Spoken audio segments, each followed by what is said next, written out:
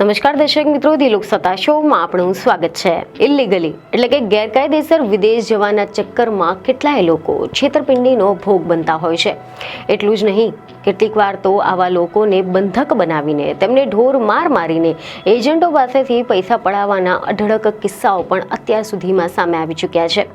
આટલા કિસ્સાઓ છતાં પણ હજી પણ કેટલા એવા લોકો છે કે જેમનો વિદેશ જવાનો મોહ ઘટતો જ નથી અને આ લાલચ જ તેમને ક્યારેક મોત સુધી લઈ જાય છે તો ક્યારેક મોત બતાવીને પરત લાવે છે। અને આવો જ એક વધુ આંખ ઉઘાડતો કિસ્સો ગાંધીનગરના માણસાના બાપુપુરા ગામમાંથી સામે આવ્યો છે। જી હા, એવા સમાચાર સામે આવ્યા કે આ ગામના 4 લોકો, જેમાં 3 યુવાન અને એક યુવતીને ડંકી રૂટથી ઓસ્ટ્રેલિયા લઈ જવાની લાલચમાં ઈરાનમાં કથિત રીતે અપહરણ કરાઈને મારવામાં આવ્યા હતા અને આ ઘટનાનો વિડીયો પણ સામે આવ્યો હતો।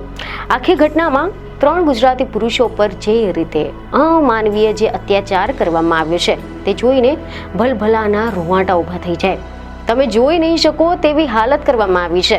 તેમનું કથિતપણે અપહરણ કરીને ઈરાનના પાટનગર તહેરાનમાં બંધક બનાવીને તેમને મારવામાં આવ્યો હોવાના સમાચાર પાછલા અમુક દિવસોથી વહેતા થયા હતા। કથિત અપહરણકારોએ આ ચારેયને મુક્ત કરવા માટે કરોડો રૂપિયાની ખંડણી માંગી હોવાની ફરિયાદ છે। જોકે હવે ઈરાનમાં એજન્ટોની જાળમાં ફસાઈને આ બંધક બનાવાયેલા જે ગાંધીનગર જિલ્લાના માણસા તાલુકાના બાપુપુરા ગામના આ ચારેય લોકો આખરે સુરક્ષિત રીતે ગુજરાત પરત ફર્યા છે, જેથી તેમના પરિવારજનોમાં પણ હાશકારો થયો છે। મીડિયામાંથી એવા અહેવાલો સામે આવ્યા છે કે ગાંધીનગરના બાપુપુરા ગામમાં દિવાળીના તહેવારો શરૂ થયા અને ગ્રામ પંચાયતની સામે આવેલી ગુલાબી રંગના ઘરોમાં બધાને જે વહેલી ધનતેરસની પૂજા કરી અને આના પછી કેટલાક લોકો પહેલા તો દિલ્હી જવા નીકળ્યા અને પછી દિલ્હીથી 19 ઓક્ટોબર એટલે કે કાળી ચૌદસે ઓસ્ટ્રેલિયા જવા માટે રવાના થયા હતા। અને આ ચારેય ગુજરાતીઓને પહેલા તો દિલ્હી, ત્યાંથી બેંકોક અને દુબઈ અને પછી તહેરાન લઈ જવામાં આવ્યા હતા। જોકે ઈરાન પહોંચ્યા પછી તેમને ટેક્સીમાં બેસાડીને અજાણ્યા સ્થળે લઈ જવામાં આવ્યા હતા। ત્યારબાદ તેમને બંધક બનાવવામાં આવ્યા અને ઈરાનમાં આ લોકોને ક્રૂર ત્રાસ આપવામાં આવ્યો હતો, જેના 2 કથિત વિડીયો ક્લિપ્સ પણ વાયરલ થઈ હતી, જેમાં 2 યુવાનોને ગંભીર રીતે મારવામાં આવતા દર્શાવવામાં આવ્યા હતા। આ વિડીયો ક્લિપ્સ એટલી ભયાનક છે કે તમને બતાવી શકાય તેમ પણ નથી। એવા સમાચાર છે કે ઈરાનમાં સામે આવેલા ત્રાસના વિડીયોમાં 2 યુવાનોને હાથ અને પગ બાંધીને મારવામાં જોવા મળી રહ્યા છે। એવું કહેવામાં આવી રહ્યું છે કે આ વિડીયો પીડિતાના એજન્ટ અને તેમના પરિવારને મોકલવામાં આવ્યા છે। તેમની પાસેથી ખંડણી માંગવાનો આરોપ લગાવવામાં આવ્યો છે। જેમને મારવામાં આવી રહ્યા છે તેમને અપહરણકારોની માંગણીઓનું પાલન કરવા માટે પણ કહેવામાં આવી રહ્યું છે। તેઓ કહે છે કે તેઓ હવે સહન નથી કરી શકતા। અપહરણકારોએ આ લોકોના પરિવારજનોને વિડીયો મોકલીને કરોડો રૂપિયાની ખંડણી માંગતા પરિવારજનો પણ ચિંતિત બન્યા હતા, જેના બાદમાં આ અંગે ગામના સરપંચને જાણ કરવામાં આવી હતી।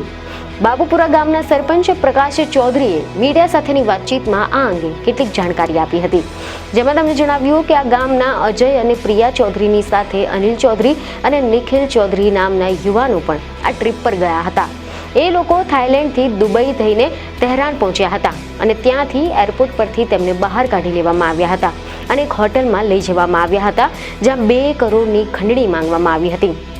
આના કારણે અહીંયા તેમના સગા ગભરાઈ ગયા હતા અને 25 ઓક્ટોબરે મારી પાસે આવ્યા એટલે અમે મદદ માટે અમારા ધારાસભ્ય JS પટેલનો સંપર્ક કર્યો હતો અને તેમને આ લોકોને છોડાવવાની વિનંતી કરી હતી, જેના બાદમાં એવી ખબરો છે કે માણસાના ધારાસભ્ય જયંતિ પટેલે 26 ઓક્ટોબરના રોજ કેન્દ્રીય ગૃહમંત્રીને પત્ર લખીને ઈરાનથી અપહરણ કરાયેલા આ લોકોને સુરક્ષિત પરત લાવવા માટે વિનંતી કરી હતી।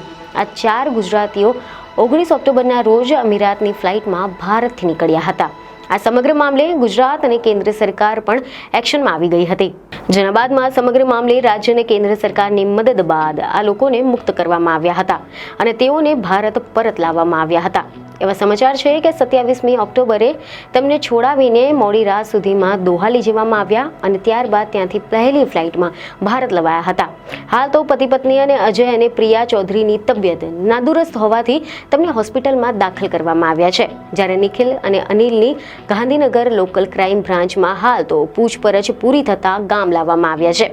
આ લોકો હજી પણ માનસિક આઘાતમાં છે, એટલે કે થોડા સ્વસ્થ થયા બાદ આગળની કાર્યવાહી હાથ ધરવામાં આવશે। આ ઘટનામાં ચોંકાવનારા ખુલાસા થઈ રહ્યા છે। ત્યારે ગેરકાયદેસર વિદેશ મોકલનારા જે એજન્ટો છે તેમની સામે પણ ગાંધીનગર લોકલ ક્રાઇમ બ્રાન્ચ એટલે કે LCB દ્વારા કડક કાર્યવાહી કરવામાં આવશે. આ જે ચારેય ગુજરાતીઓને હેમખેમ મુક્ત કર્યા બાદ અમદાવાદ એરપોર્ટ પર લાવવામાં આવ્યા હતા અને ત્યાંથી તેમને ગાંધીનગર LCB સમક્ષ હાજર કરવામાં આવ્યા હતા. LCB દ્વારા તેમની પ્રાથમિક પૂછપરછ અને નિવેદનો લેવાની પ્રક્રિયા હાથ ધરવામાં આવી છે. પીડિતોના નિવેદનોના આધારે આ ગેરકાયદેસર પ્રવાસન રેકેટમાં સામેલ જે એજન્ટો છે તેમના વિરુદ્ધ પોલીસ ફરિયાદ નોંધવામાં આવશે. આ ઘટના પ્રકાશમાં આવ્યા બાદ દિલ્હીના જે એજન્ટો આ રેકેટમાં સામેલ હતા તેઓ ભૂગર્ભમાં ઉતરી ગયા છે. એવા સમાચાર છે કે LCBના અધિકારીઓનું કહેવું છે કે આ કેસમાં સંડોવાયેલા તમામ એજન્ટો સુધી પહોંચવા માટે પ્રયાસો કરવામાં આવી રહ્યા છે. ગેરકાયદેસર રીતે લોકોને વિદેશ મોકલવાના આવા કિસ્સાઓ એજન્ટો ફરતે ગાડીઓ કસવામાં આવશે. ગાંધીનગર LCB દ્વારા આ સમગ્ર કેસની વધુ ઊંડાણપૂર્વક તપાસ શરૂ કરાઈ છે અને ટૂંક જ સમયમાં તમામ જવાબદાર જે વ્યક્તિઓ છે તેમની સામે કાયદેસરની કાર્યવાહી હાથ ધરવામાં આવશે. મહત્વનું છે કે ગેરકાયદેસર વિદેશ જવાની લાલચ વધુ આ લોકોને ભારે પડી ગઈ છે. જો કે આ એક ગંભીર બાબત છે, કારણ કે દર વર્ષે અસંખ્ય લોકો ડંકી રૂટથી અમેરિકા, ઓસ્ટ્રેલિયા, કેનેડા જતા હોય છે. એજન્ટોને લાખો રૂપિયા ચૂકવીને પણ આ લોકો મોતનો સામાન બાંધીને નીકળી પડતા હોય છે. ડંકી રૂટથી વિદેશ જવાના અનેક જોખમ હોય છે, છતાં પણ તેઓ જીવની પરવાહ કર્યા વગર આખો પરિવાર લઈને પણ નીકળી પડતા હોય છે. તો હવે આ વિષય પર તમારો શું અભિપ્રાય છે તે અમને કોમેન્ટમાં જરૂરથી જણાવો. બીજને ખબરો સાથે ફરી મળીશું. ધન્યવાદ.